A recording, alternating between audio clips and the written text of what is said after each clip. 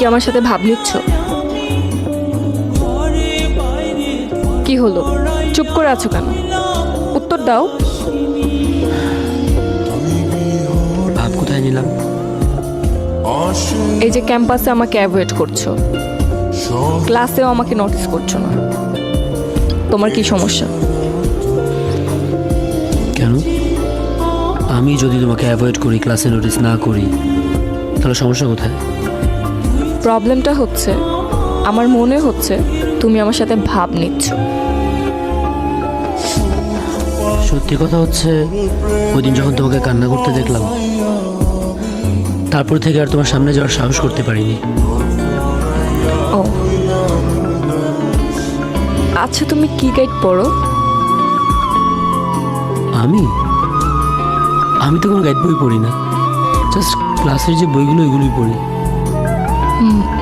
মানে কি, তুমি কোনো গাইড না পড়ে এত ভালো রেজাল্ট করেছো? আমাদের কলেজের হিস্ট্রিতে কেউ এত ভালো রেজাল্ট করেনি, আর তুমি নতুন এসে এত ভালো মার্কস পেয়েছো। It's one of the top colleges in Bangladesh.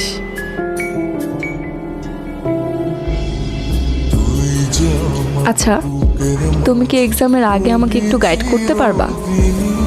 তাহলে আমার জন্য একটু বেটার হয়। সমস্যা নেই, পড়তে বসলে যেখানে যেখানে তোমার সমস্যা মনে হবে আমাকে বইলো, আমি তোমাকে বুঝিয়ে দেব।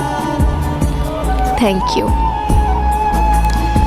তোমার হোয়াটসঅ্যাপ নাম্বারটা দাও। ইটস 01।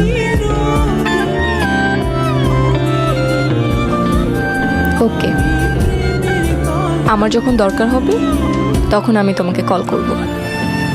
ওকে, ঠিক আছে, থ্যাঙ্কস। প্রিয়ন্তী।